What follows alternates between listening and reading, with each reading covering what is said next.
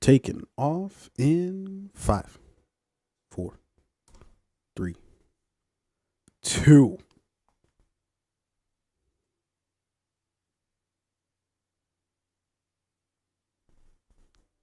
Oh, no.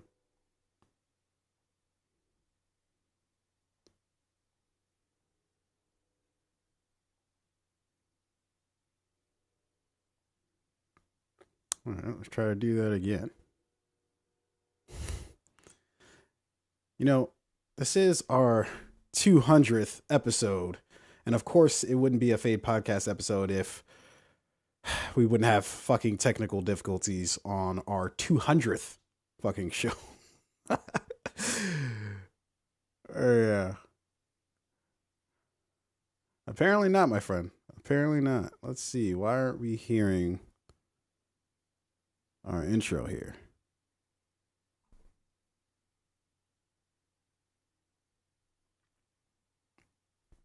Is $1 million that just came to you, does that feel better than $1 million earned? Which one would you want? If like a year, if like, let's say at the end of this month you get $1 million, but you have to work for it, right? And you earn it some way. Mm-hmm. Or at the end of the month, somebody will just like give you $1 million, but nobody will respect it. Which one would you do? Dude, I have no idea what you're even asking me right now. You said if I get $1 million like, and somebody just gave it to me. If the end result is the same, would you prefer to have worked for it, or would you prefer to have it just come to you? I always prefer to work for it. Yeah, same. I agree. I mean, I think like if the end result is going to be the same, I'm like, all right, what can I do to actually like earn this thing? So at the end of it, I feel like I've earned it. Yeah. So we got to work through these technical difficulties so we could put on a good show and feel good about this shit at the end of it. Apparently, my friend, I don't know. Like, I am very determined to make this happen right now. I don't know why it's not playing. We're live, right? Not. We are live right now. Listen, do it live. Who said that again? Wasn't that motherfucking who's that guy? Bill O'Reilly. Bill O'Reilly. Does he still have a show? No, or at least not on Fox News like he used to. I feel like once the dust settles a little bit, which I don't know what the dust is, the asbestos, I guess, is like Fox would give him a job back. It would just be like Bill, you know what I mean? He would have to drop the O'Reilly. Same guy, same fucking guy. Just don't use your last name because people don't like the O'Reilly, but everyone loves a Bill. Yeah. My friend, I don't know. It was fated for this not to work out correctly, my friend. Welcome to the fucking Fade Podcast, the one-stop shop for everything TV, medium, film related, along with any goddamn thing we want to talk about. Coming to you live, direct, Proof of Concept Studios. 200, my friend, and we're still dealing with fuck shit. That is funny. That is very funny, man. If not depressing, right? You gotta laugh through the rain, as they say. And the show goes on either way. We got a good lineup today. I feel like we got some really good topics to talk about. Yeah, for sure. There was a trailer I'd put on the card, which I think you removed. I removed it only because the thing is already out.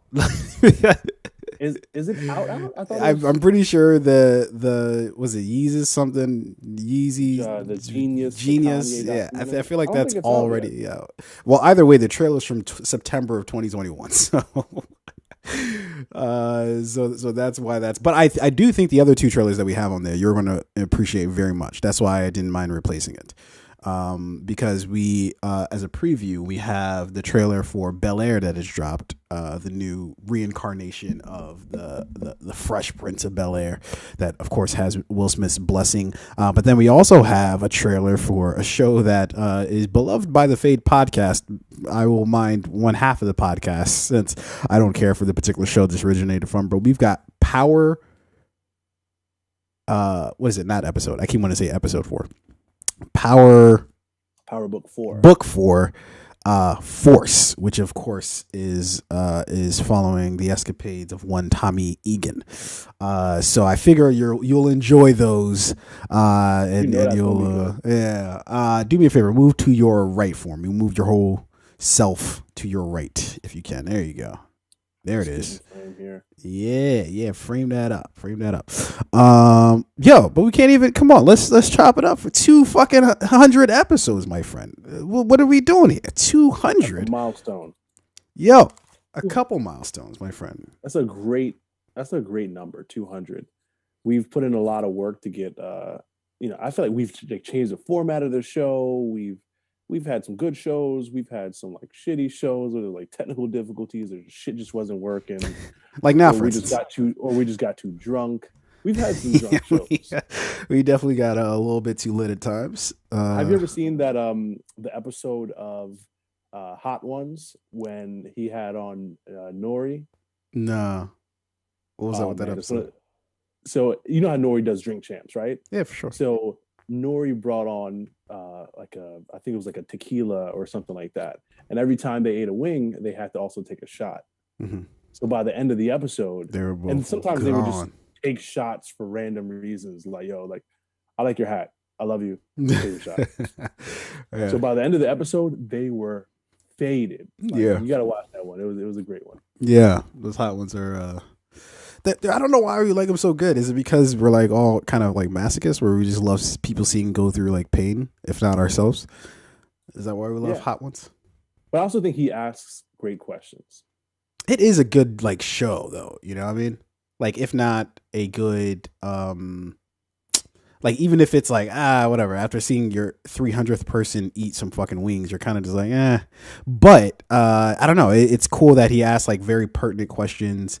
And you get to see a side, and people sort of tend to like reveal, I guess, more truths about themselves when they're dealing with like another factor, like their mouth being on fire. They're just like, whatever you want to know, I'll tell you immediately.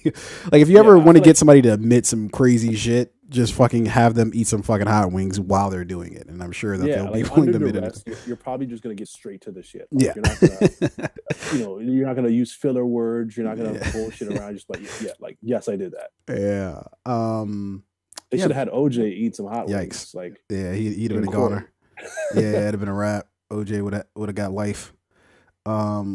But yeah, man. Look, 200 episodes in, man. I'm very grateful to be doing the show, and we had very lofty plans for what 200 might look like. I haven't achieved any of those plans, but man, look, at a certain point, sometimes you just have to admit when something's just a thing that you do because you just love doing it. I really do love doing this podcast, man. I love talking about movies. I love talking about shows, because me talking to myself as I'm staring angrily at the screen because I have an opinion that nobody else will hear, it just won't do it.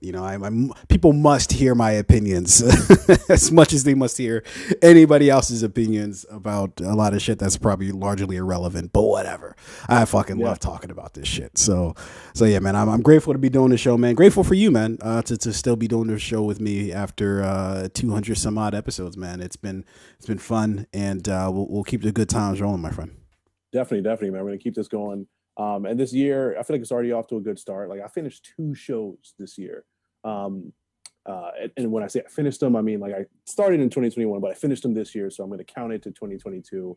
2 very good shows. Well, one very good show, the other like it was an okay show. So I recently finished Love Life season 2, which was one of those like shows that you surprisingly find, and it's just like, holy shit, this thing is really, really good.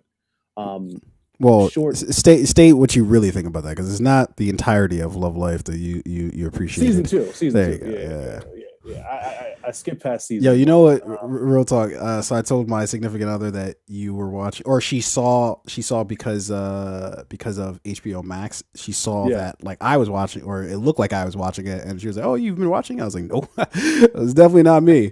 And so I told her, of course, it was you who were watching it. Sorry, HBO Max, if you guys are hearing this and somehow surprised that we're sharing passwords. They're like, "Fuck, yeah, oh my god."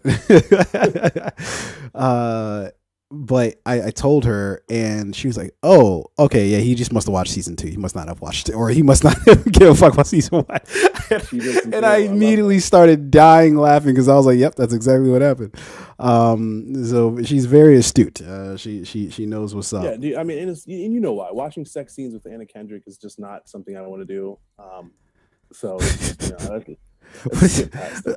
I still don't somehow understand your selection of who you'll be like, oh man, I'd love to see this. Then another person, no, I'd hate this. Like, it still all seems very sort of random to me. Like, I'm not even gonna get into There's a it. common denominator. It's ass.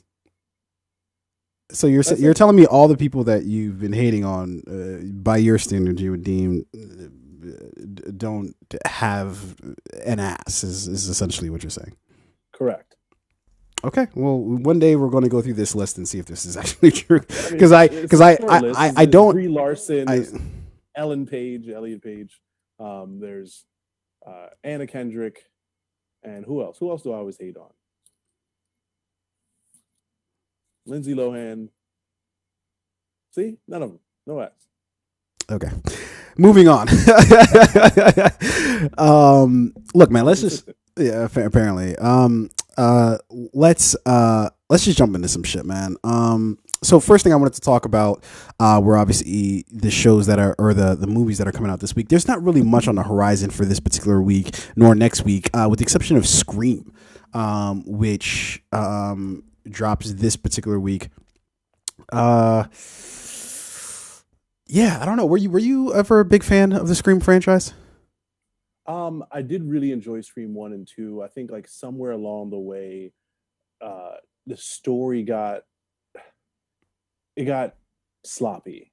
The mystery, like the killers got sloppy, the mystery got sloppy, and it really just felt like, all right, like it's a money grab. It kind of became like a Halloween kind of thing where it's like, there are a lot of Halloween movies that were like not good at all, but there's a name attached to it that makes it so that it's going to sell, right? Scream is a big franchise, it's a big name. If they make a movie, it's going to earn more than it costs. And the studio knows that. I do feel like in Scream like 3 and 4, because we're at like Scream like 5 now, right? Or is it 6? This is the 5th installment of Scream. Yeah, so I think Scream 3 and 4, like it just felt sloppy. It felt rushed. It felt like they weren't necessarily like adding to the stories that were told. It was just like, like let's just try some weird shit. They're making a Scream movie in Hollywood, but instead of like an actor, like there's a real killer on the set, and it's like, let's make her cousin the killer. No, let's not do that. But they did it anyway. So am I, fucking waiting when this releases on Netflix? Am I gonna go nuts for it and be like, yo, I have to see this, I have to watch this, I've been waiting for this? No, but will I watch it? For sure. Yeah. I was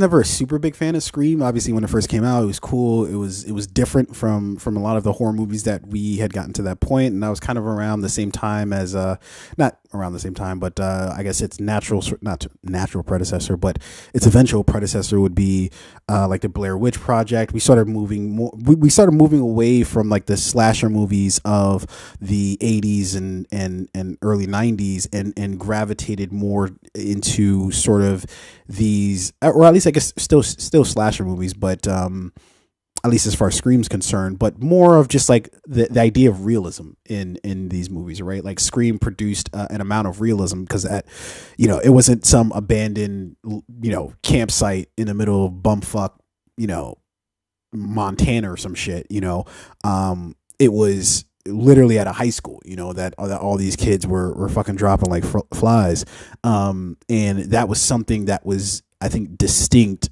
than the Freddys, Jasons, Michael Myers. Like it was a little more distinct than that. Like you could argue that Michael Myers might have been the closest to that, but still somehow that seemed a little distant from reality. And in Scream, we found cultural references that we understood. It was the people who were dying were just fucking they were sort of like Randy, right? Like he was like referencing like, here's how people usually die in these horror movies, you know. So it was like we started to get a little meta with it.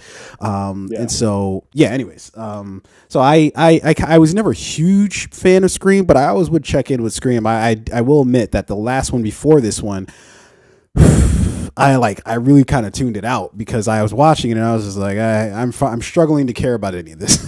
But we're oddly interested in this next installment. I don't know why. There's something about it that's like calling to me a little bit. I'm not sure exactly why, but I'm looking forward to it at least a little bit more than I was looking forward to probably any other sequel that there's been for Scream. In any event. Yeah, I do feel like this is hitting at a pretty good time though, because like we've gotten so many like action movies lately that's just been like, you know, like gunfights, right? Run and gun movies, bang bang bang movies. It's nice to have a stabber back in the mix. Yeah, for sure. I appreciate the stabbers more than I appreciate like the shooters. Yikes. Okay. There's a skillfulness to the stabbers that like you don't get from like someone just shooting a gun. You've been listening to too much Jay-Z, respecting the or I guess maybe the opposite of Jay-Z. You know, respect it. Or who is it? Who said that? You respect you respect the person that got shot. I respect the shooter. Or I guess that was Wayne, right? Wayne said that. Yeah, I do remember that line. Yeah. Damn, it'll come to me like later in the show, like who exactly said it, but it might have been Wayne actually. Yeah, I figured it was Wayne. Okay, so let's move to some headlines here. Of course, you know we have to talk about Sidney Poitier, who passed away this past week. Look, 2022 is starting off on just not a great note when it comes to these you know, the people passing. You know, it's. Yeah, it's not great because, you know, we're going to talk about Bob Saget here in a moment, but you know, Sidney Poitier, of course, you know, I think the film that I guess everybody knows him for is Look Who's Coming to Dinner, which, you know, at the time was, you know, very sort of groundbreaking in that, you know, it was a black dude who's brought home by his white girlfriend to her white family who, you know, this is back in what, like the 60s, I think. Yeah, that shit. Like, even as acting, that must have been a very fucking interesting experience because I'm sure.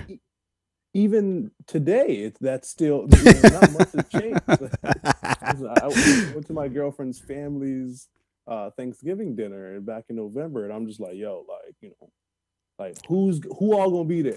Yeah, and I'm sorry that wasn't Look Who's Coming to Dinner. It's Guess Who's Coming to Dinner that he started in, of course, from back in '67, I believe that was. But he's had a very sort of, you know, a legendary career, super respected in Hollywood. Yeah, I'm not going to sit here and pretend like I'm familiar with his entire catalog. I'm clearly not. But I'm familiar with him enough to, you know, to know when to pay proper respects to somebody who's given a lot to Hollywood, to movies, to the film industry as a whole, and Sidney Poitier definitely did that. He you know, of course, just even with that performance in Guess Who's Coming to Dinner, which was later recreated by fucking Ashton Kutcher and the late Bernie Mac, which I might have a little bit of issue with, but nonetheless, I like the premise of that movie, like you're just kind of switching things around, right? Now you're bringing home this white guy to like a predominantly black family. I just feel like Ashton Kutcher was not the best person to like pull this thing off. Yeah, see, like I think that's what my issue is with it. If you, on one hand, you have Sidney Poitier, right, and then you have like the person who's supposed to be his counterpart, Ashton Kutcher. I feel like that's a little like, oh, come on, what are we doing here? Like, you could you at least get somebody like fucking. Obviously, he might have been a little old at the time, but you could get like a fucking Daniel Day-Lewis or something. Give me somebody who's like serious, all right? Like, no offense to Ashton, all right? He's made a very nice career for himself, but I don't think the dude from fucking Dude, Where's My Car or That '70s show. I don't know if that's on equal footing as fucking Sidney Poitier. Okay, but in any event, you know, I'm very obviously sad to hear about Sidney Poitier passing. But yeah, man, that's how 2022 is getting down so far, because it doesn't get any better, considering that Bob Saget has passed away as well. Now, you know, of course, Bob Saget, he's a comedian, obviously by trade, but I feel like that the reason why we all, at least our generation, is, you know, familiar with Bob Saget is because of Full House, you know, and that's undisputable. TV dad. Now, some may say he's, you know, the America's TV dad. I feel like that's a hard one, right? Because yes, who is America's TV dad? Before all of the crazy fucking shit that we found out about him, I would have told you wholeheartedly Bill Cosby. But of course, that does not that does not hold the same sheen as it once did. You know, but Bob Saget, I feel like, okay, Bill Cosby's fucking rapey shit aside, would be a second runner up, I think, if those things didn't occur. But, you know, since they did, and we live in that reality, I suppose Bob Saget will do as America's dad. But in any event, I mean, it's clearly Uncle Phil. I don't know. I don't know if that's America's dad. Black America's dad, sure. True. America's dad. I don't know if Uncle Phil was. I don't know if everybody in. I don't know if white America feels the same about Uncle Phil as they did Bill Cosby, right? At least, again, rapey shit aside. How he could afford that house? They're still stopping him, you know. Yeah, although he is past due, so. Yeah. So, you know, rest in peace, Uncle Phil, of course. But there are a bunch. I mean, Carl Winslow. There's Danny Tanner, of course, which is that's who the character Bob Saget played, right? Yeah. You know, and a bunch of others, but this is definitely a tough lot. I love Bob Saget, loved his role in Full House.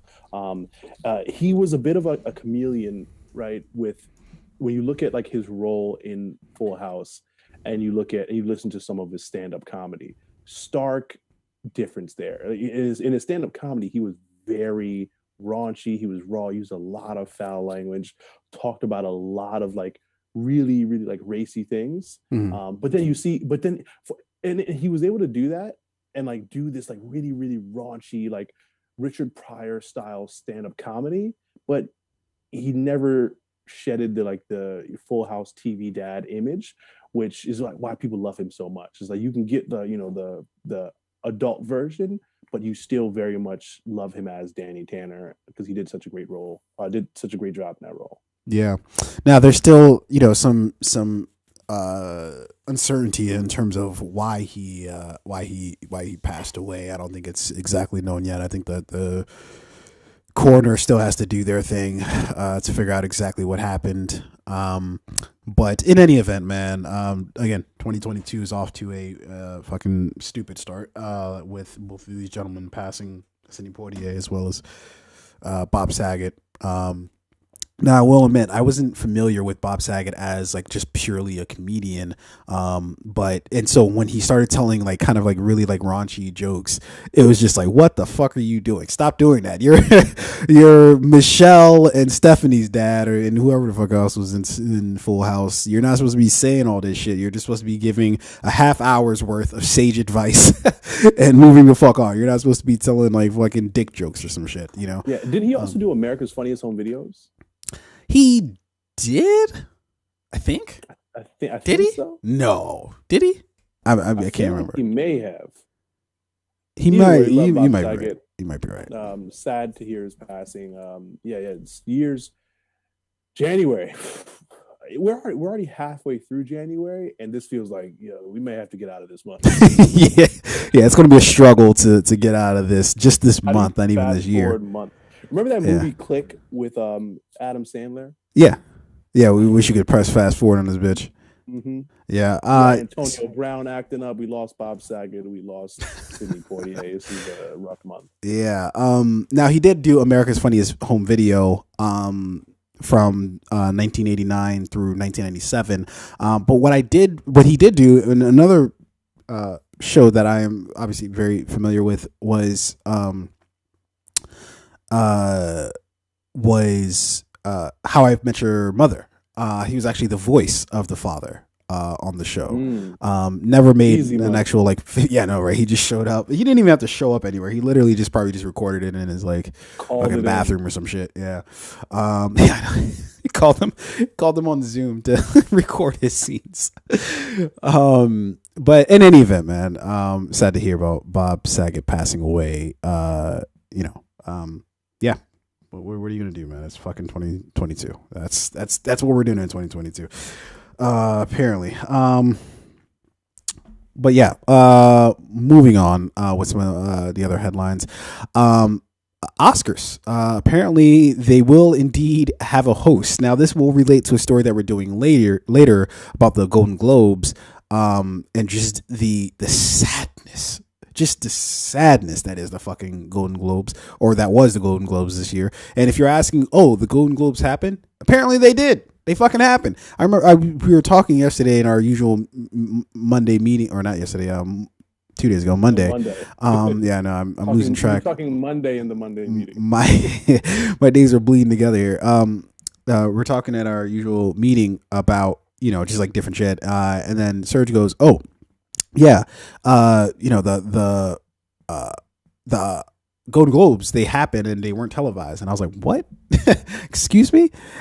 Because I literally heard nothing about it. And I don't know if I've just been busy or fucking what, but invitation only, and only for the people who gave a fuck. I'm not even, bro. It wasn't even invitation only. It was literally they just sat in a room and called out they live tweeted the winners. But anyways, that's how they did it. We'll talk about it though. We'll talk about it. The Oscars though are still proceeding as they will, and they apparently will have a host. I don't know why I keep going to your single shot on here. Keep it. So here's what I think. Here's the only reason I'm going to give a fuck about the Oscars. Like, if Peyton and Eli do like the telecast, and like Peyton and Eli are commenting on the Oscars, but they got to have Marshawn on too, and Marshawn has to be off the Henny because that would make for a great show. If it's just like if they just get some actor to fucking, if fucking like Anna Kendrick is the host. Yeah, bro, you really gotta stop. You really gotta you gotta stop with the whole Anna Kendrick, Elliot Page, Brie Larson. You gotta stop, dude. It's getting sad. Like, yeah, honestly, they're very successful women, all crushing it in Hollywood right now. God. No. Let's just come on. Play no games here. Anna Kendrick is, such a talented actress and writer and producer. Don't get me wrong. I'm not saying that these people are not successful. I still hate her. Why? What has she done to you? Literally, what the fuck has she done to you? Nothing. It's perfectly fine to hate someone for no reason. I don't know why we do it all the time. Do we? I don't know why. Yes. I know there's someone you hate for no reason. I know this is being recorded. No, there's always a reason to hate somebody. And also I would argue that I don't know if I necessarily hate somebody. Like, so for instance, Demi Lovato, I don't care for her. I think that a lot of things that she does is performative, or that they do is performative, but I can't say that I hate her because I don't know her. There are people in my life, or that I've known in my life, that I'm like, yeah, I fucking hate you because I've known that person. I can't hate somebody I don't know. How do I hate somebody I don't know?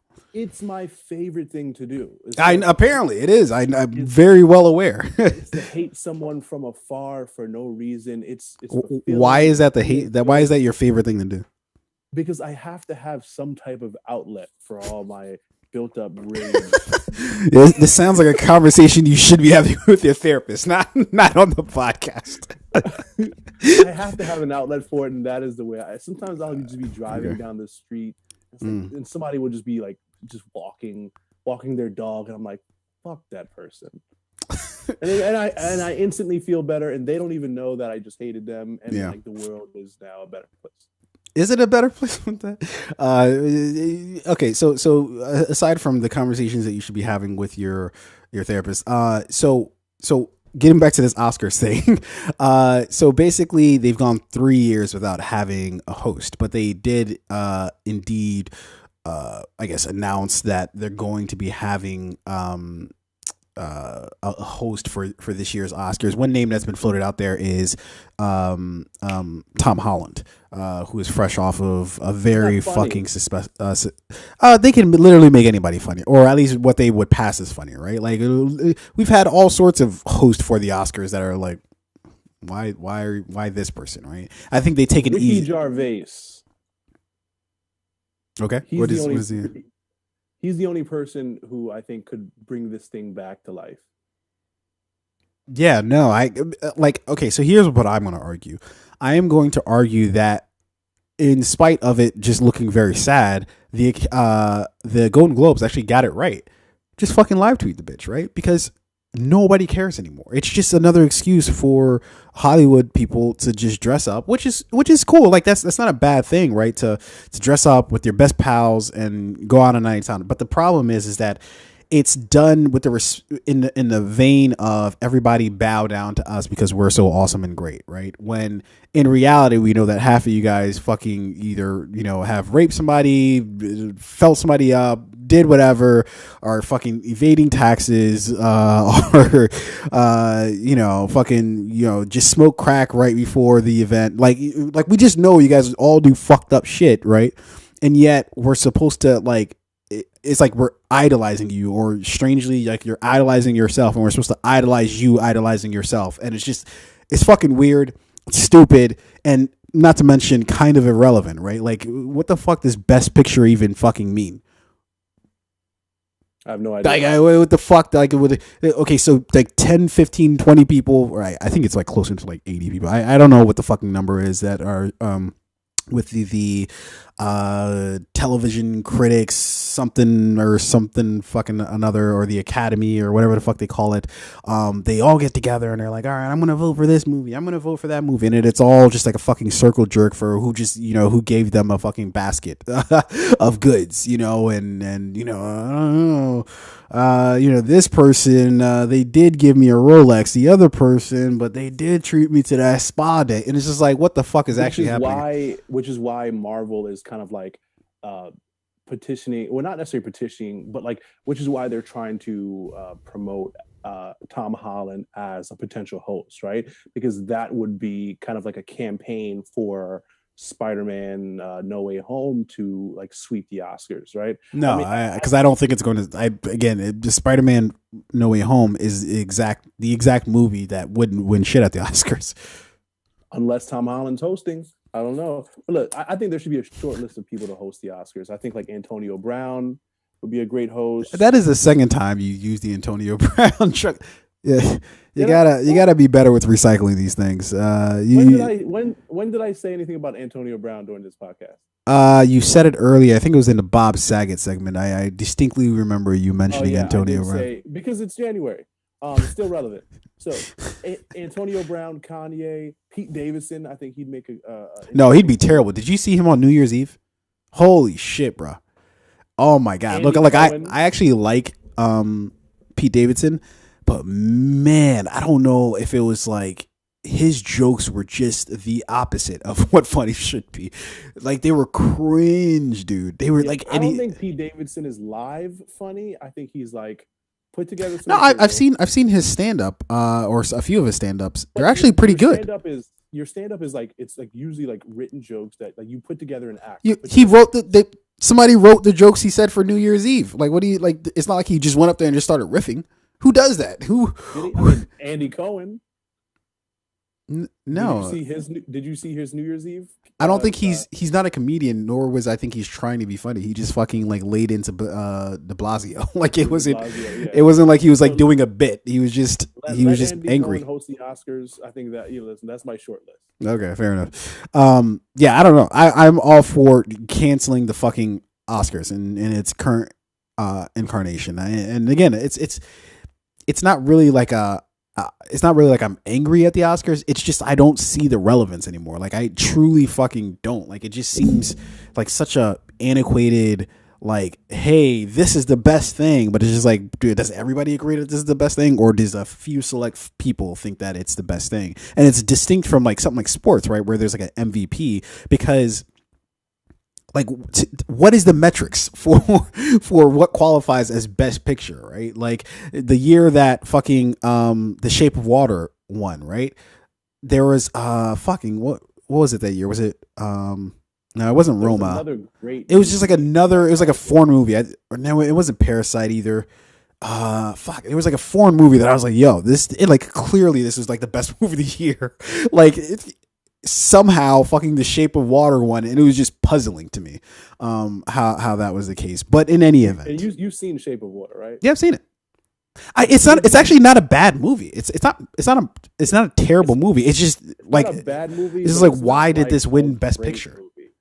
Yeah, like it wasn't like I watched it and I was like completely just, oh my god, such a great story, and it's like I got what they were trying to do, but it's like, well, why does this deserve to be Best Picture over like the 12 other movies that were just like, it felt like we're head and shoulders above this movie in terms of just everything, you know? The Shape of Water was a good movie, albeit a little weird, but sometimes we like a little weird, right? I know I do. Weird. She fucked Abe, didn't she? Was that what the fish was called? I don't know. I forget. He was the fish from Hellboy.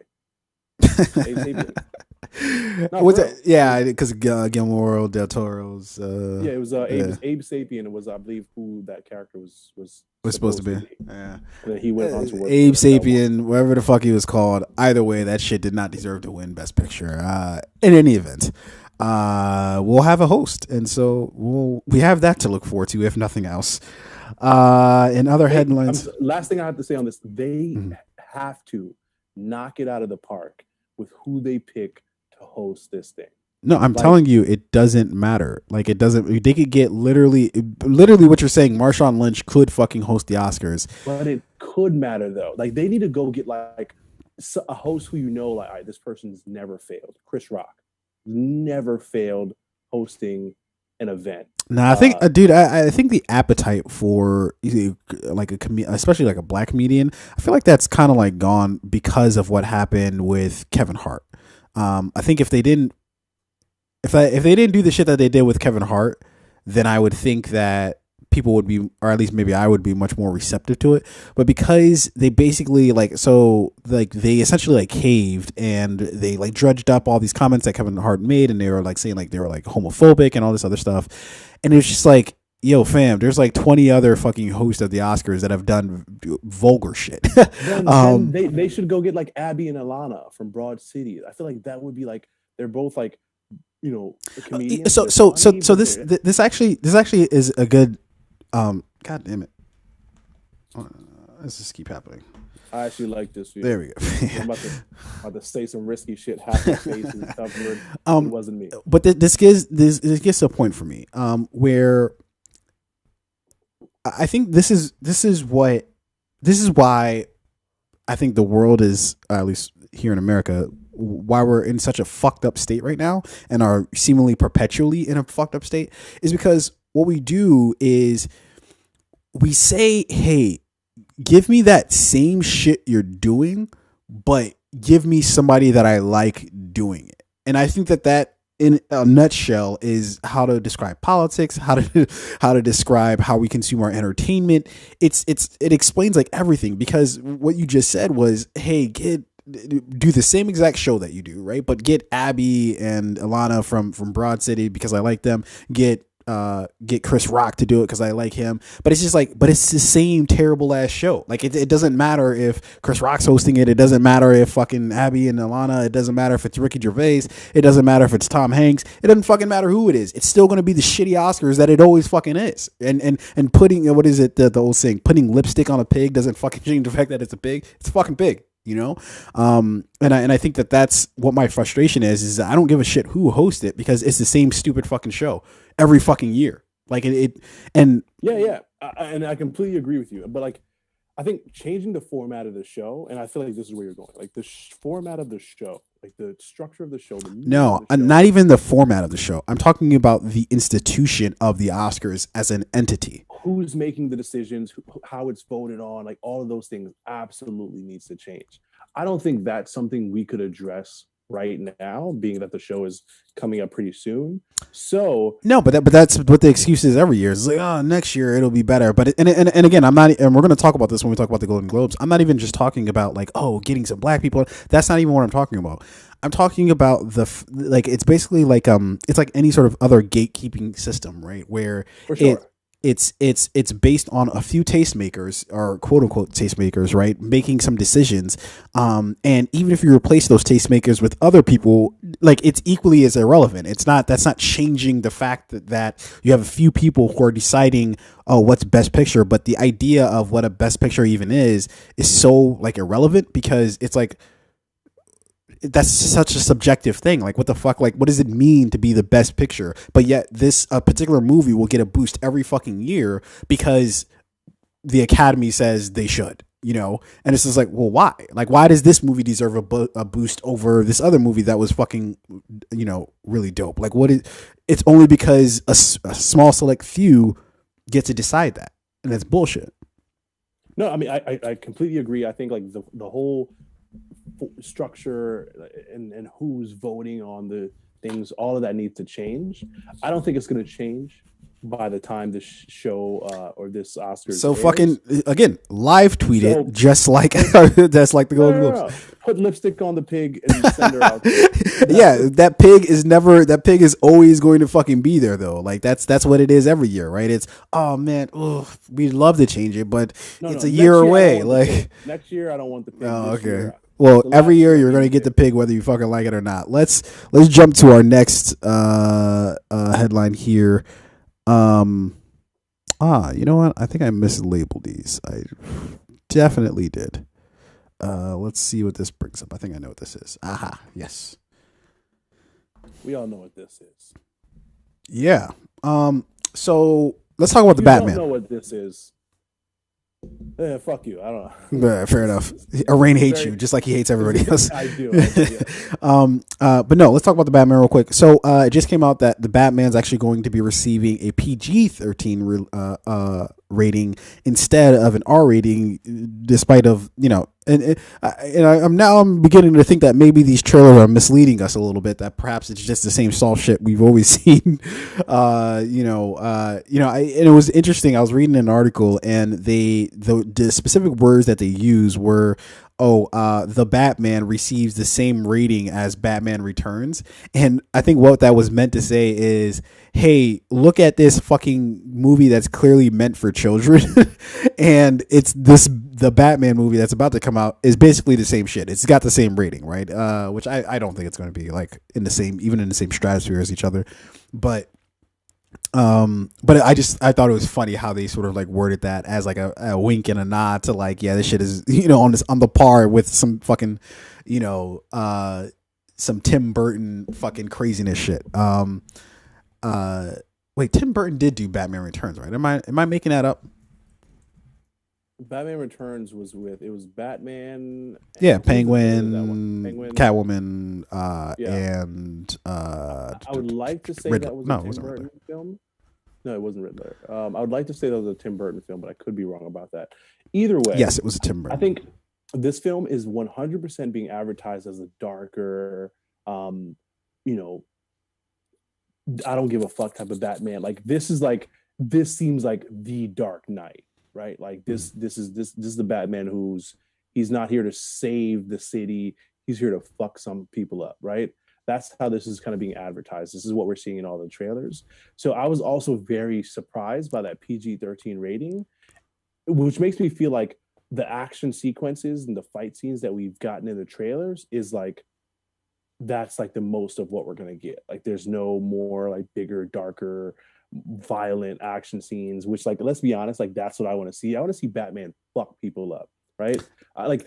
Which is why I really liked Ben Affleck's Batman, especially in like Batman versus Superman, where he really fucks some people up. But to be fair, that's still PG-13 as well.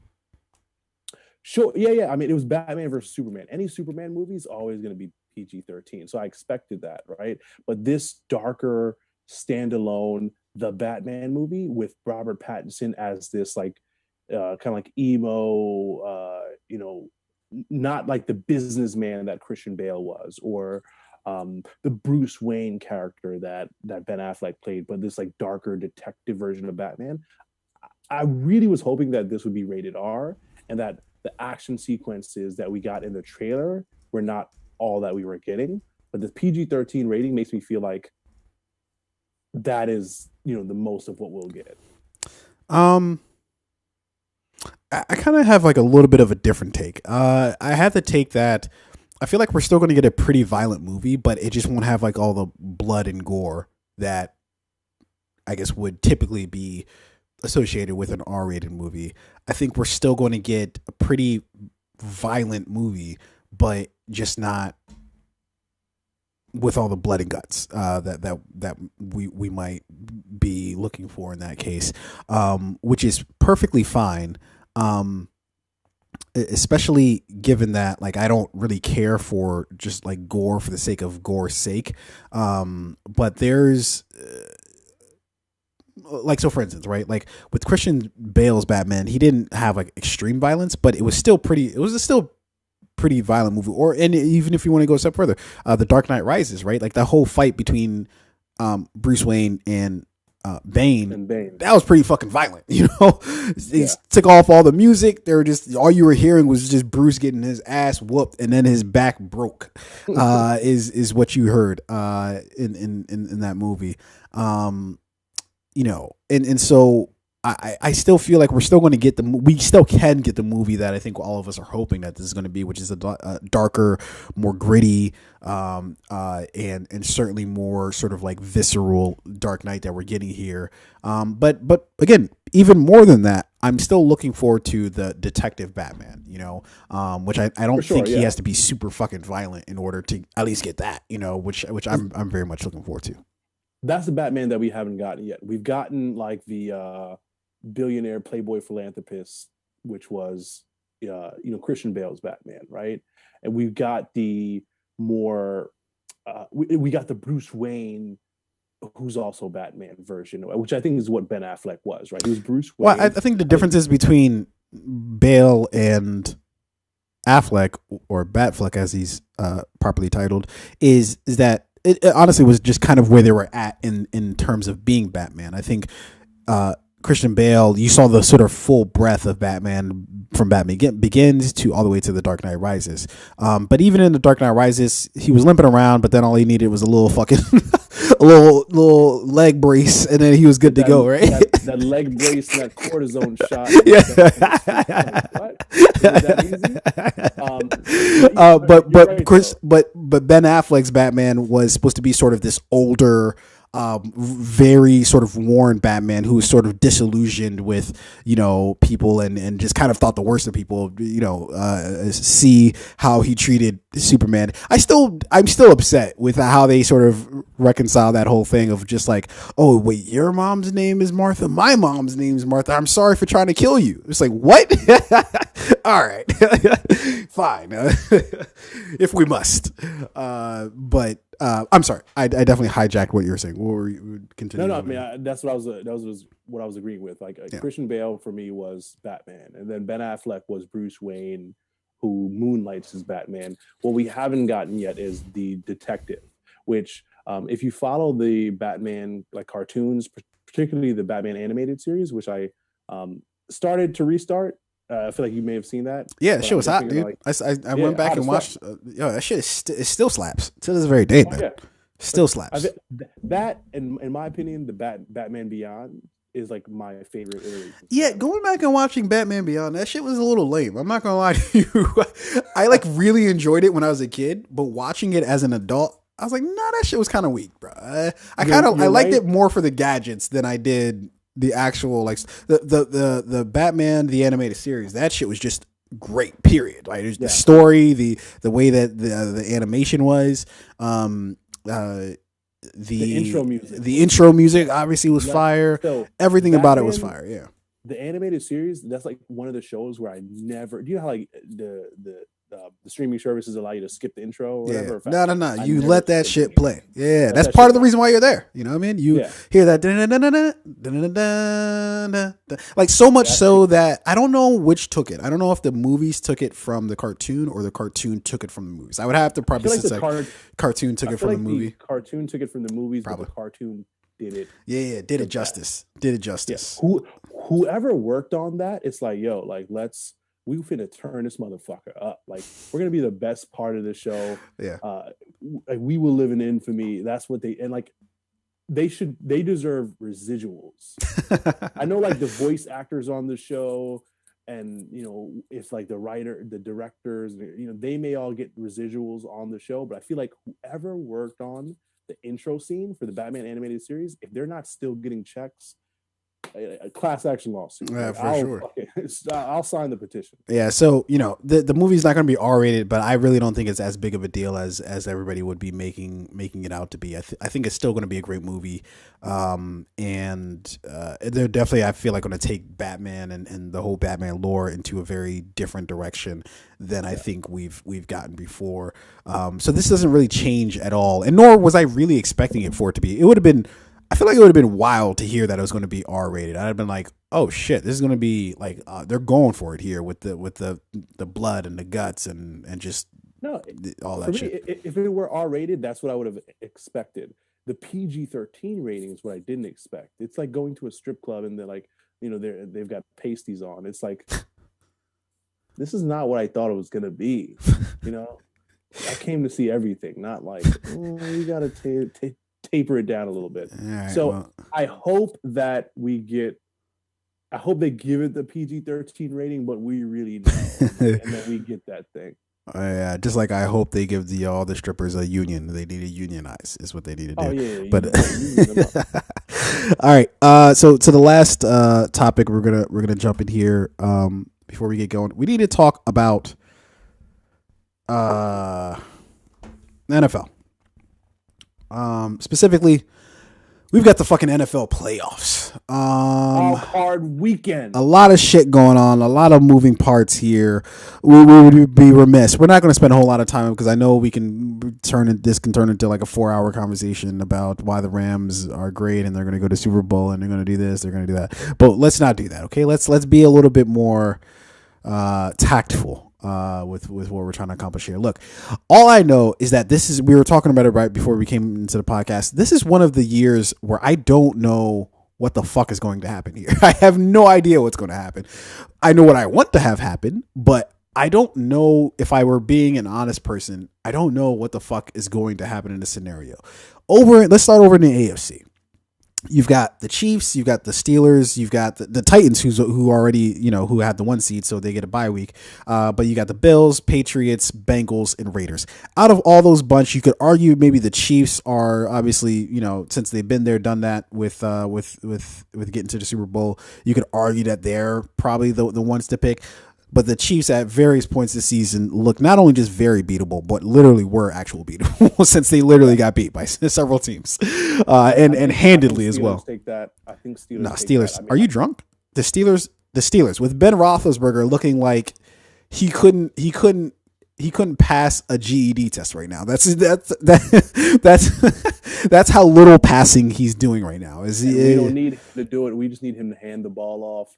All they're doing is literally loading the box, Okay, anyways, I'm not even going to get into argument about that one. Here's why. Ben is he's an old dog. He's an old wolf, right? He's got. You just keep saying words, don't you? He's an old dog. He's an old. What the fuck does that even mean? He's still got the bite left in him, though, and I feel like this is his last show. What does that matter? Can he win or not against the fucking Pat Mahomes led Chiefs? Ben Roethlisberger has more. I feel like the whole Steelers team right now has more of a reason to win than the Chiefs. Like, this is the last show for Ben. These motherfuckers are going to come fully loaded. No one's safety is going to be on. Yeah. Everybody's shooting. Yeah. Like they had that, and then they barely needed an overtime. I don't even know how the fucking game ended, but they needed an overtime to beat the Baltimore Ravens, who were starting not Lamar Jackson at quarterback, and are very depleted themselves with injuries. So Sure. I have no confidence in the Steelers winning that game because Steelers at some beat the point, Chiefs, but lose to the Titans. That's my prediction. fair enough. I think that's incorrect. I think the Steelers will definitely lose. In fact, of all the games that are being played right now, that's the only one that I'm like certain about of who's going to win that game. Again, not because the Steelers I think aren't capable of doing that, because they are, and not to mention that the Chiefs did fucking like it. It was disgusting what they did to the Steelers earlier in the year, right? Like they just treated them like they were fucking stepchildren. It was sad. It was like by halftime, it was already there. They had like 4 touchdowns. Let's take because neither one of us really care about that game. But let's take a page from Skip and Shannon and put a 6-pack of Modelo Especial. Yeah, you got it on that game. I'm taking Steelers. Okay, yeah, I got you. I'll definitely put a 6-pack on that. Definitely taking Chiefs. Especial. Yeah. I definitely want the Modelo. What is it? Black Modelo Black. Is that what Negro? Is that what it's called? Whoa, dude, that's right. Okay. You want the Modelo Negro? I want the Modelo Negro. Especial. Yeah. Dude, this is gonna be a fun Sunday. Yeah. This gives me more reason to care about this game, whereas otherwise I wouldn't. Yeah, fair enough. Let's talk about the next game. The Bills Patriots again. Like, let's kind of roll through these a little bit. I'll let you tell your take on this real quick. I gotta go do something real quick. But let the people know how you feel about the Bills and Patriots. So I feel like with this one, I've got no skin in this game. What that saying means, I've never really known. I feel like it's a very like weird saying.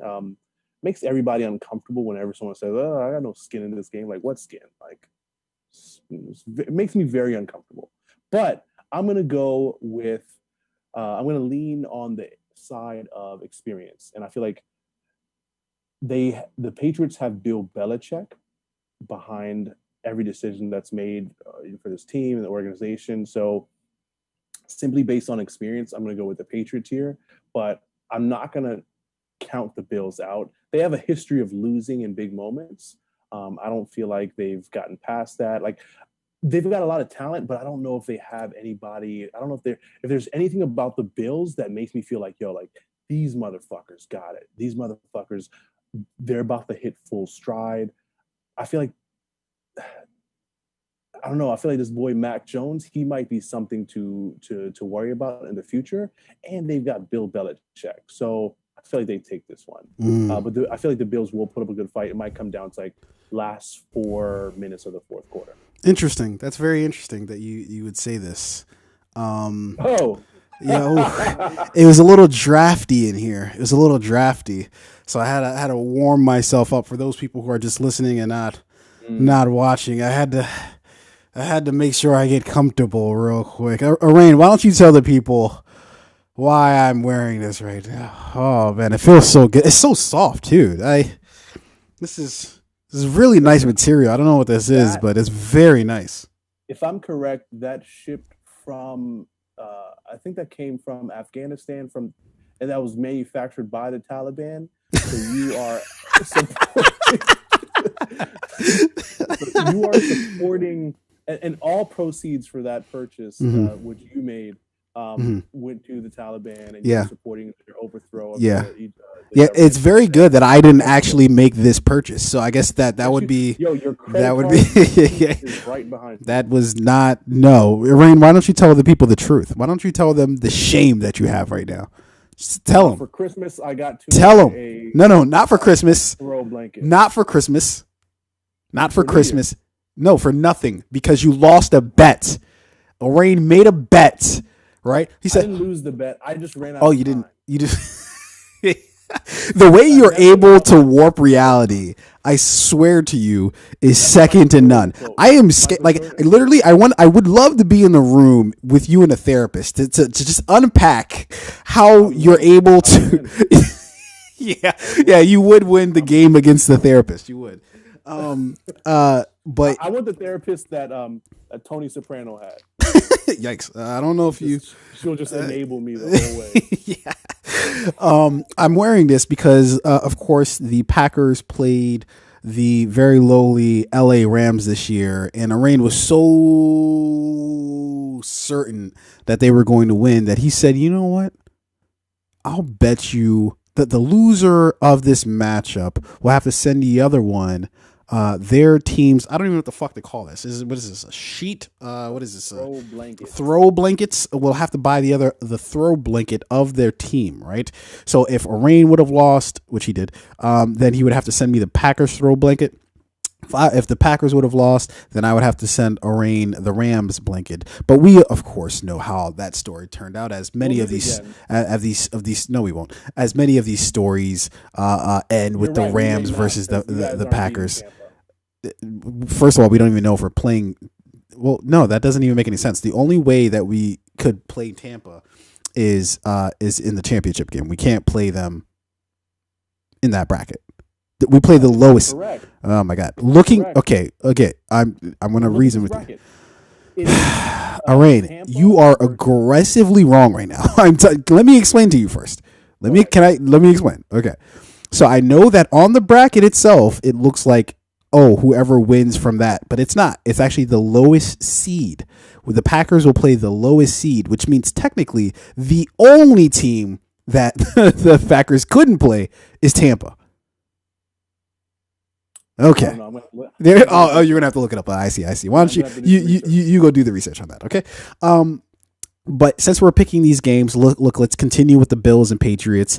I've got my gut wants me to say the Bills because Josh Allen. You know, I'm just gonna go with the Bills.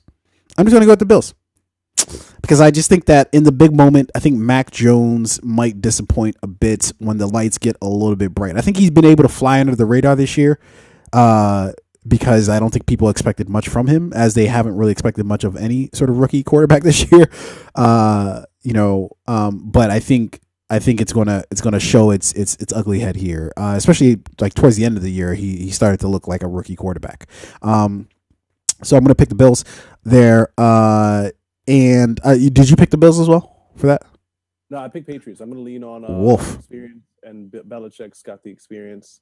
I feel like a lot of other, aside from Mac Jones, I feel like the Patriots on that team, they have a lot of like veterans, a lot of experience. Mac Jones is like the, and a few other like new teammates. They're the more inexperienced ones. Yep. But in that team and all that organization, there's a lot of experience that I feel like will help in the playoffs. Yeah, fair enough.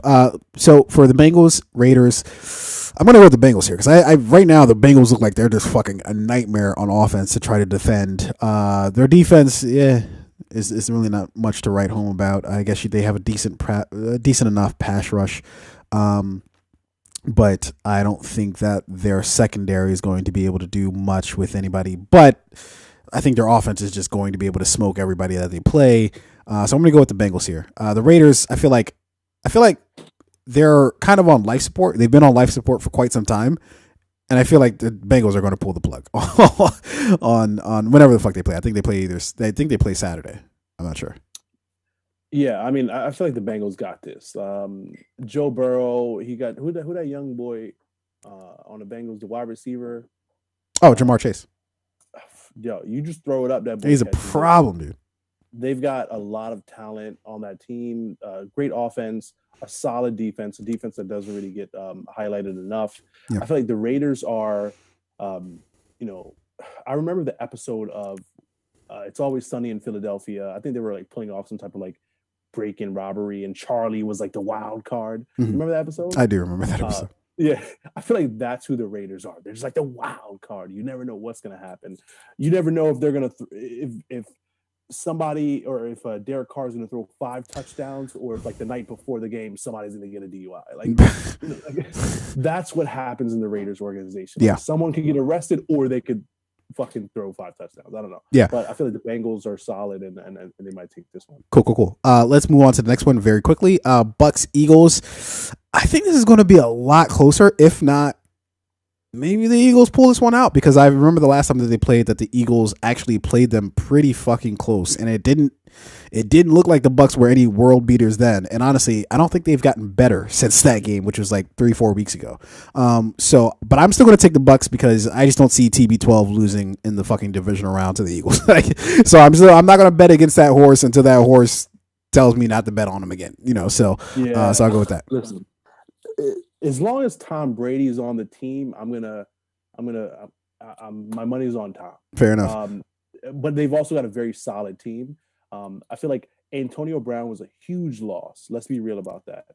He was like mostly the reason why they won the Super Bowl last year, his performance. They lost him, but that also means they lost like a big distraction on the team. Yeah. So I feel like there's going to be a lot more like fluidity and like camaraderie. So I feel like Tampa takes this. Cool. Cowboys, San Francisco 49ers. This one is a really tough for me to call. I don't know. I think my gut tells me San Fran's going to take this one because I just don't. The Cowboys are just wildly inconsistent, and I think the 49ers. I forget who said this. I remember I was watching some commentator say this, but they were like, the Cowboys don't really know who the fuck they are. The San Francisco 49ers know exactly who they are, and I think for that reason, I think San Fran's going to pull it out. Okay. So the 49ers, their team runs through their defense. Cowboys, their team runs through Dak and the offense.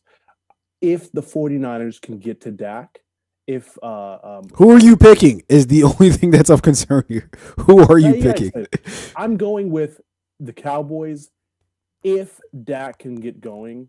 If the defense of the 49ers runs this game, then they got it. But I'm going with that. Okay, here you go. Okay, that's very confusing. The Ram. Well, okay, I don't even know if I need to check in with you on that one. I'll be objective. Okay. Yeah. All right. Sure you will. I'll give my. So the Rams, Cardinals. I'm going to go with. I want to go with L.A. I don't know. I'm going to go with LA only because I feel like they can just make a few more plays than the Cardinals. I feel like at times Kyler Murray, I feel like when he had DeAndre Hopkins, it was just like, yo, when in doubt, just toss it up D-Hop. He'll make something happen, right? Now that he no longer has that, I feel like it's just much more stagnant, honestly, for their offense. So I'm gonna go with the Rams on this one. So JJ Watt may miss this game. That's not confirmed yet, but I feel like if JJ Watt misses this game, the Cardinals are going to take a huge hit on the defensive side. I mean, he wasn't playing in their last game, and I think they beat you. No, you guys beat them the last time. We won the last game. Yeah. So I feel like but you're losing that experience. You're losing that leadership. He hasn't been there for like the last 10 weeks. I mean, but JJ Watt is still like the lead. Like if he's on the field, well, I'm saying you're not losing. You're not really losing it if he hasn't been available for like the last 10 weeks. He's been inconsistent, but like again, I feel like he just brings. No, he's literally been injured. It's not about inconsistency. No, I thought he played last game. No. Anyway, the Arizona Cardinals, I feel like they've been on like a downward spiral and they've been inconsistent over recent weeks. I feel like if we can manage to be consistent in the second half, which we didn't do last game, then I feel like we take this one. Yeah. So I'm going with LA. Yeah. Look, either way, I was telling you before the game, look, I'm just going to really try to just enjoy this NFL season because I won't let you. You're easy enough to ignore, so I do it. I do it all the time. Can't ignore me. There is a mute button on my cell phone, and you helped me realize that, by the way. So thank you. I appreciate that. I'll knock on your door. I am under no obligation to answer it. You don't have to. I can pick the lock. Okay. So this NFL season, unlike really many others, there is no clear favorites here. There's no clear team that's like, yo, this is a world beater right here. They're literally unstoppable this season. Can I at least get you to admit that that's not the case? Please. No, that's not the case. Okay, thank you. I appreciate you. I appreciate that. I appreciate that. Thank you. Because at times you scare me with how very disconnected from reality you seem to be. But yeah, either way, man, it should be just we're getting what, 6 games? No, we're getting 6 games. I literally can't count the games on the screen. We're getting 6 games, man. It's the most games in the divisional round that we've had ever. Obviously, so we're getting a lot more games than we're accustomed to. It's going to be fun, man, and I'm just going to fucking enjoy the shit out of it. I feel like I'm just going to enjoy all of playoffs, unless the Bucks play the Packers. That's the only one where I'm going to fucking get up for. That's the only one I need to win. Every other one, even if we lost like the Eagles or like, I'd be like, that's terrible and that sucks. But whatever. But we simply cannot lose to the Bucks if we do indeed face the Bucks in a championship game. But in any event, should be fun. You won't. Fair enough. Again? You would actually have to beat the Bucks in order for that to happen. We've done it before. We'll do it again. Okay, if you say so. Wait, when's the? Oh yeah, you did do it earlier. Yeah, that's very true. Yeah, that's very true. That was the beginning of the slide for you guys, where you lost like the next like 4 games. No, we beat them like week 3. Yeah, and then the next 4 games they were very. It was very not pretty the next few games, because I think the next week you guys lost to the Cardinals. Because I remember everybody's like, "What the fuck happened?" They beat the Bucks and then they lose to the Cardinals. Such a shame. Okay, moving the fuck on. All right. Now that we've went on those escapades, let's get to what the fuck we came here for, man. We came to watch some goddamn trailers, so that's exactly what we tend to do. Although the audio is acting very precarious right now, so I don't know if this is actually going to work. We shall see. But we get a trailer for the much anticipated Bel Air. Now, I don't know if we remember, but like a couple years ago, a gentleman by the name of Morgan Cooper made basically like a short film reimagining what the Fresh Prince of Bel Air would have been if it was sort of more dramatized than the and updating it for today's current day and age. So Morgan Cooper made this, and Will Smith actually ended up seeing it and loved it. And so I think they've been in conversations and, over the past couple of years, and some, they seem like this was a project that Will wanted to see come to life, and shout out to Will for not being a fucking hater. Cause he could have easily been like, man, yo, first of all, those are all copyrighted materials. So you owe me money first off, since you made this fucking short film. Second of all, I'm gonna, fucking make sure that you go to jail at some point. he could have went that route, didn't, but instead decided to back it, which is cool. So this particular series, Bel Air, is a dramatic retelling of the story of the Fresh Prince of Bel Air. This was developed by Morgan Cooper alongside of Will Smith, and written by Chris Collins as well as Morgan Cooper, and stars Jabari Banks as the title, not the title role, but I guess sort of the title role, right? I guess they chopped off the Fresh Prince of Bel Air, but it's Bel Air nonetheless. But he's playing. I didn't know. Was Will always called Will Smith in the series? Like, I thought that was not the case. I remember his name obviously being Will, but I didn't remember Smith being the last name. I do not know. Is that lazy writing, or is that just like I don't know what to call that, because obviously there are other. You know what? I'm not gonna lie. It's not usual that it takes the whole name. Sometimes they just take the first name. Like, so for instance, Martin Lawrence being Martin Payne in Martin, fucking any other show that has a person with the first name, where their first name's used, but their last name isn't necessarily used. But I don't know about the whole name. But in any event, Jabari Banks is playing Will Smith, which again I find a little bit weird, but it's, that's the way it is. Nonetheless, Cassandra Freeman, Adrian Holmes, as well as Coco Jones, and this is due out on Peacock on February 13th of course this year. So without further ado, let's check out the trailer. And while you do that, your screen is frozen. Oh, for you? See me and you frozen.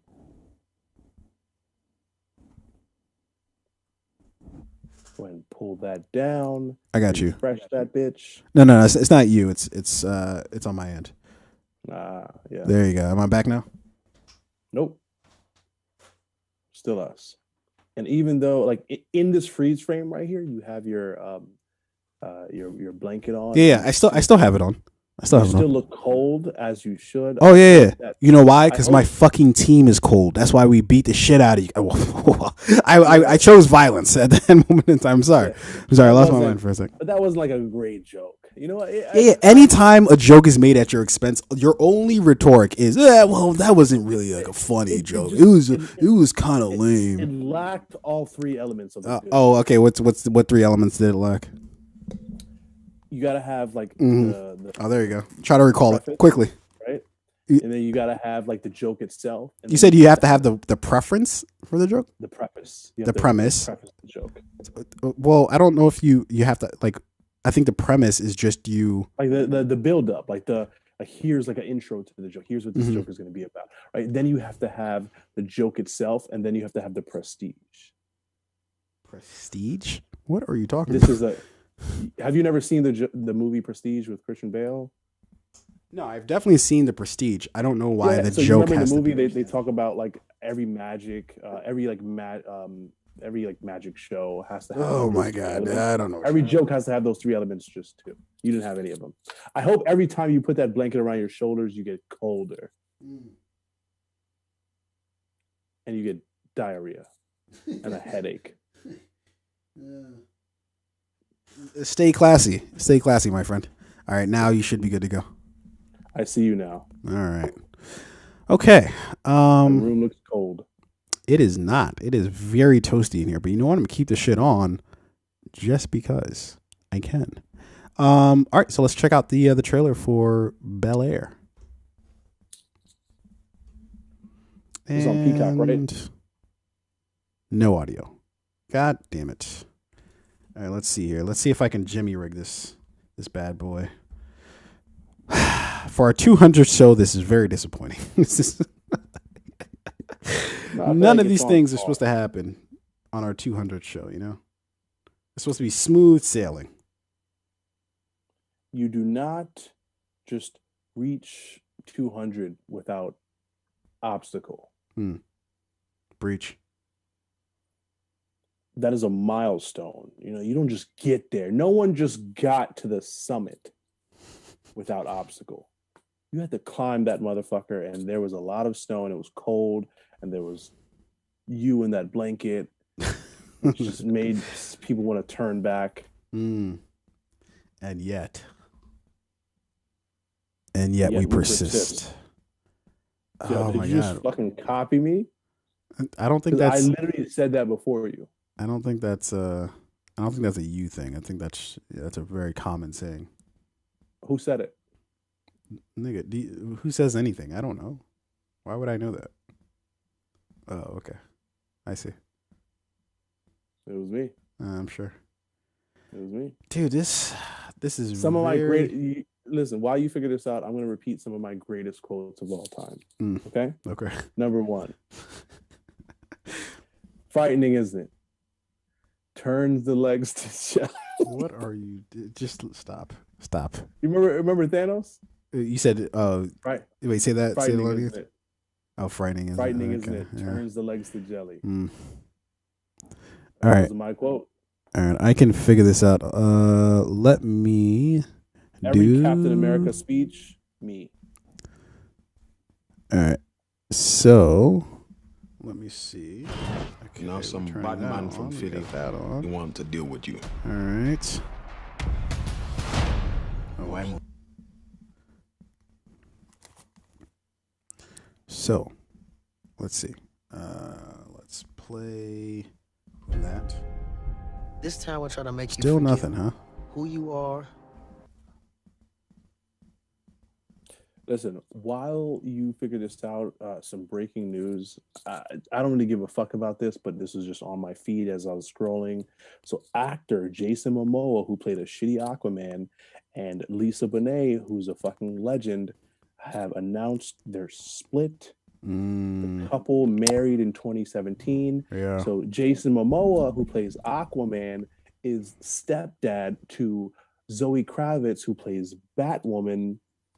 And Aquaman and Batman work together. So I wonder how that's going to affect their relationship in the next Justice League movie. What are you talking about? First of all, the DCEU is not even I don't even think that's a fucking thing anymore, right? Like, and also, he's Lisa Bonet or Zoe Kravitz. She's in the Batman, which is pretty not in the same universe as Aquaman. So I don't know how you're arriving to your conclusions here. Take the simple route, okay? We got Batman, we got Catwoman, we got Aquaman. Batman and Aquaman work together. Batman his love interest is Catwoman. Okay. It's a family thing. It's a family affair. Family affair. So they're gonna have to talk about this. I gotcha. All right, let's see if we can make this thing happen here. Let's add in. Fuck, I don't know if I'm gonna be able to get this thing to work. This is very unfortunate. Hold on, we might need. So we're looking for audio here, right? Yeah, it's just hold on. I think I can do it real quick, or I think I can do something real quick. Just give me 1 sec. Let me think for a moment, because I really want to play this trailer. Or should we just talk about the other two things and maybe do the trailers at a different time? Let's keep the show moving. The people want to see a show. Yeah. Let's Okay. give them a show.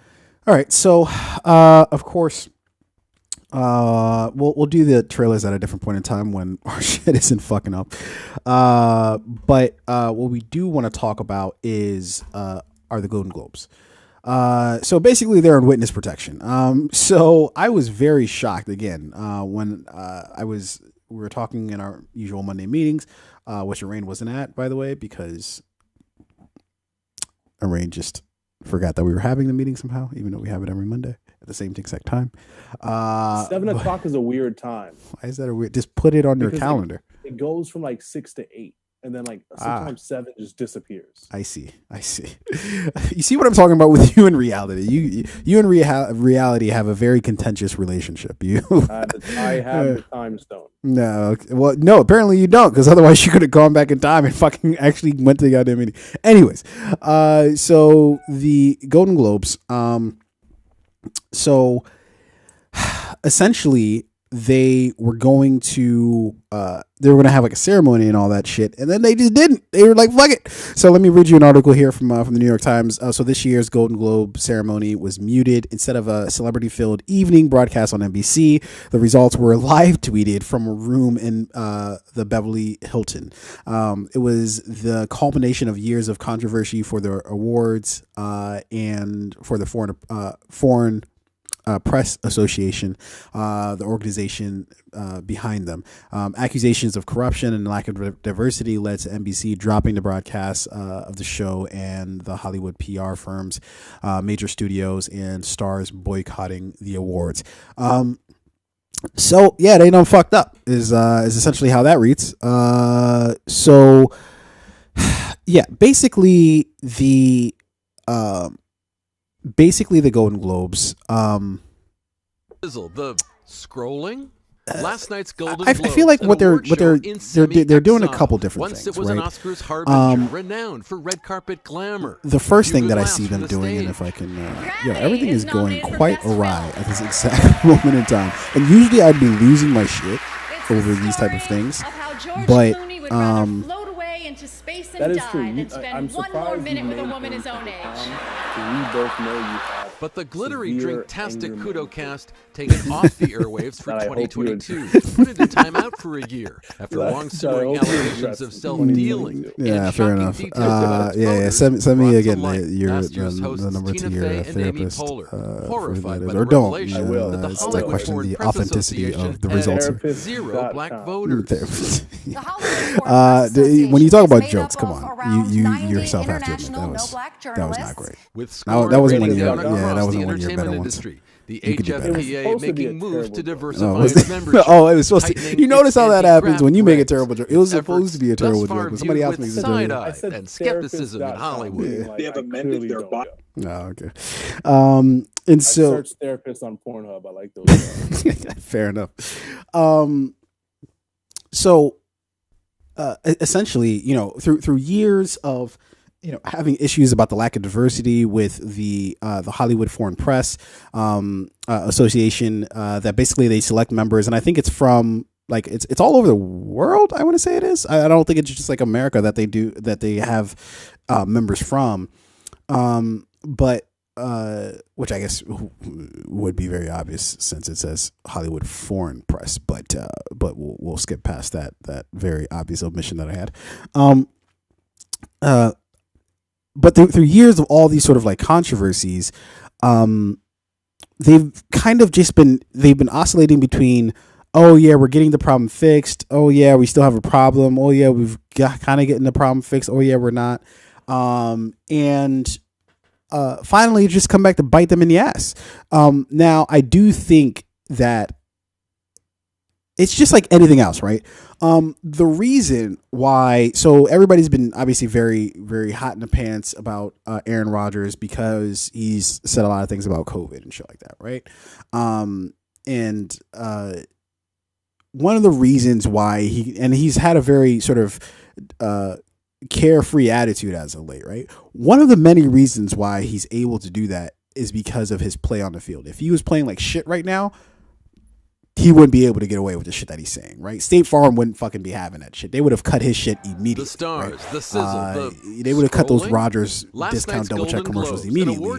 If he was saying all the shit he's saying now and he was playing like shit. But he's playing awesome, right? So what I feel like has happened is that the Golden Globes, the Hollywood Foreign Press Association, for years they've been able to skate by with doing the bare minimum when it comes to all of these things that people have been talking about, because they didn't really have to, right? They just been shit has been business as usual, right?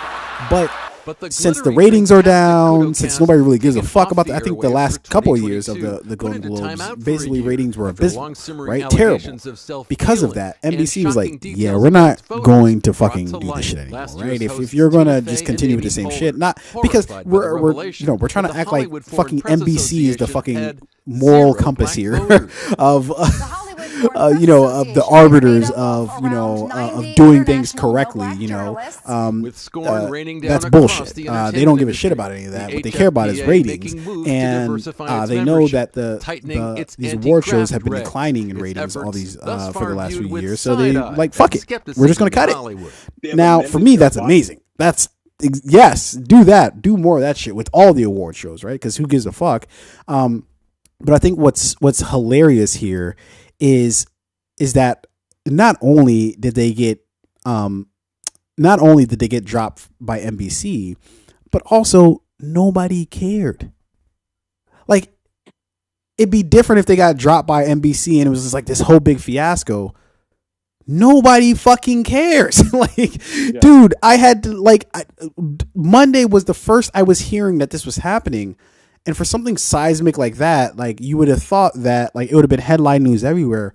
Nobody gave a fuck that this was happening. And if Netflix or Hulu doesn't pick you up after you get dropped by like NBC or ABC or you done did something wrong. You done did something wrong. Yeah, you fucked up. Yeah. And this is why I was saying earlier, Ricky Gervais needs to come back and host Golden Globes, because the last time he hosted it, he obliterated the Hollywood Foreign Press, and he was talking about how like they're just all basically just like old racist like white men who like don't know what the fuck they're talking about.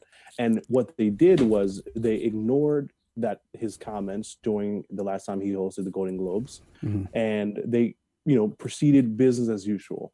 Fast forward to where we are today, everything he said was right. It is the reason people don't give a fuck about this is because the people making the decisions behind all of this are people who we don't respect. I don't respect their point of view. I don't respect their perspective. But if they were to address this problem sooner, if they were about, you know what, we need to like diversify this thing. We need to like modernize the stars, the sizzle, the scrolling. Last night's Golden Globes, an award show in semi-exile. Once it was an Oscars harbinger, renowned for red carpet glamour. A few good laughs from the stage. Maybe then people would have cared. But at this point, they're trying to fix the leaky faucet when it's already flooded the entire fucking upstairs. George Clooney would rather float away into space and die than spend one more minute with a woman his own age. $100,000 property value. But the glittery Drinktastic Kudocast taken off the airwaves for 2022 put it in timeout for a year. I didn't let you. You decided to do that. I didn't allow everything. All right. Last year's hosts Tina Fey and look, I don't. By the revelation again, the Hollywood Foreign Press I feel like that's the sort of the obvious thing. Is like, man, they didn't do the reform, yada yada. But I guess what I'm arguing here is that if the institution itself, it'd be a completely different thing if organically from within the Hollywood Foreign Press Association or within any institution, if it's organic of change, right? Of saying that, hey, we just don't like the way we've done it, like an internal look at this, and we just don't like the way this shit is running. We need to like retool the shit, right? But when the only pressure is from the outside, essentially, right, that this thing has to change, and that's the reason why you're changing, then you'll pardon me if I don't believe the genuineness of the said change, right? So if the Hollywood Foreign Press next year comes back and is like, oh man, we've added all these members who are black, who are Hispanic, who are who are Asian, like whatever it is, right? We had all these people. I'm not going to think any different of the Hollywood Foreign Press because the root of the thing is rotten. It's not the fucking tree that we're looking at that's the rotten thing, right? Although that is rotten, right? The award shows themselves are fucking pills, right? But it's the fucking root of it is rotten, right? So I'm like, well, why save any of this shit? Do away with the entire fucking thing. You know what I mean? Well, you see how my analogies don't fucking take 3 hours to get through. That took you 3.5 hours. They didn't. I said it. It was 2 seconds from beginning to the end. Jesus Christ! Chopped down. Like was it? That took a long time. I liked where you went with it, but it took a long time. Okay. So in any great. That was great though. Let's take a second and appreciate that analogy that you just the rotten root, not the tree, the root. That shit was beautiful. That was poetic. I feel like you're trolling me here, but I'll let it go. The stars, the sizzle, the scrolling. When you were, last night's Golden Globes, an award show in semi-exile. Once it was an Oscars harbinger, renowned for red carpet glamour. A few good laughs from the stage. Gravity is nominated for Best Film. Rich people and celebrities getting all George dressed up Clooney would rather float away into space and die than spend one more minute with a woman his own age.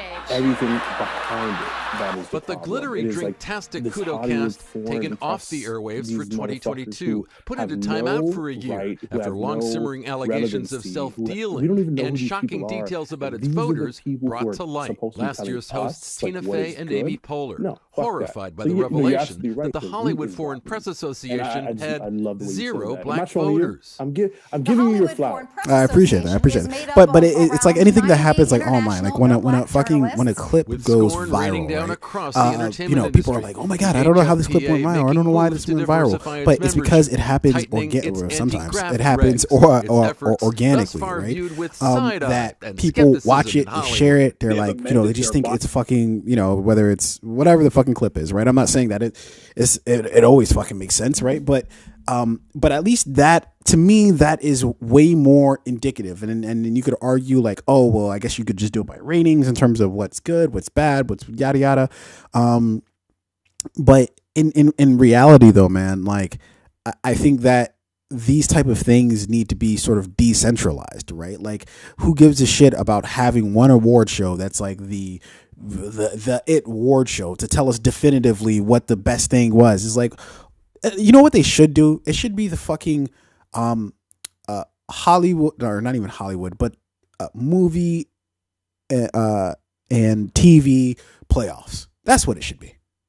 That's what it should be, right? And then we just have brackets on the shit. Yeah. You know what I mean? And just let everybody fucking duke it out. You know what I mean? Like March Madness figured this out like years ago. Everyone fill out their brackets, and then and maybe we tally up the brackets based off of how many people voted for like Kentucky to win, right? And at the end of it, there's like one winner, and make it fun, make it interesting, modernize it in some way, shape, or form. But like this current structure, this current process, how they're doing it right now, these anonymous foreign press motherfuckers who no one even knows, like these people should not be the deciding factor anymore. Well, but it's not even like that. Nobody knows them, because I think that people, I'm pretty sure you could find it if you put enough legwork into it. But even beyond that, it's the idea of having the stars, the sizzle, the like, so for instance, like there are plenty of stories about basically people being wooed in order for people to get awards, right? That what we're seeing on stage when people win awards, it's not just like, oh, these people just thought this thing was the best, this was the best actress, or this was the best actor, or this was the best show, or this was the best movie, or whatever the fucking case is. That what we're basically just seeing is just a whole bunch of people who do favors for other people, and then they end up getting awards because of these fucking favors and shit. And so, whether or not we know the people is irrelevant, because I know people that I know who, if they were a part of that, it would be the same shit, right? Like, it's not that we don't know who the people are that's the issue. It's the fact that it's the institution of it itself that's the problem. And that's the entertainment industry. The HFPA making moves to diversify its membership, tightening its anti-graft regs, its efforts thus far viewed with side-eye and skepticism in Hollywood. They have amended their petition for their film or their project to be voted into Best Picture, Best Film, Best Director. So, like, if fucking Martin Scorsese has 4 or 5 members of like the foreign press over his house for dinner, and that is like supposed to be persuasive for them to like lobby for his film to win that award, like that's not even fair. You know what I mean? And why is that allowed year after year after year? Yeah, it's because the same people who are making the fucking rules are the ones who are getting the shit. So why they have no incentive to change it, And again, this talks much less to like the racial aspect of it, of getting people who are part of the foreign press who are more to make it more diversified. Because I see it as like, okay, so you make it more diversified so they could just do the same exact shit where people are doing, people are sending shit to them or taking them out for dinner or inviting them to parties or whatever the fucking case is, and then they're just doing the same shit, and I don't think that's as or that's appetizing as well. Diversifying it is not the solution, because I know if they invited me into the foreign association or whatever, and someone was like, "Yo, listen, I'll buy you a new MacBook. I'll get you the new Yeezys and give you a hand job." I'm like, all right, listen, I'll vote for you. What do you want? Very loose morals. This guy ran out. Loose as fuck. Look, I think we're gonna have to clip it there, dude. I know we had one more topic, but I am very depressed by my non-functioning graphics here. Scrolling. Last night's Golden Globes, an award show in semi-exile. Yeah, well, wouldn't you be even more depressed by losing to the team? Red carpet glamour. A few good laughs from the stage. Gravity is nominated for Best Film. Yes, you're very disconnected association with reality. Fair enough. That's fair. And then after you say that, but the glittery short-term memory next year. We got airwaves for 2022. Yeah, you gotta love it. You gotta love it. Well, so apparently we're not gonna have an outro because I can't get any fucking audio to play. I have no idea why, but I'm gonna spend the next however many amount of hours trying to fucking figure it out. Which is sad for our 200th show. I almost feel like we got to come back and like film. We should do a 200th episode part 2. Yeah, that's exactly what we should do. But yeah, ladies and gentlemen, we're not going to bore you with some fucking long ass speech. 200 episodes in, we love it. We love you guys. We appreciate you for listening. If you've been rocking with us this whole time. Till the next time, I suppose we shall see you. Until then, usual protocol, fade out. Yeah, no, I did forget my part. Oh my god, it's all failing, dude. I failed completely. I will send you my therapist. I very much appreciate it. Thank you. You've got a lot to unload. Nah, I really do. All right, ladies and gentlemen.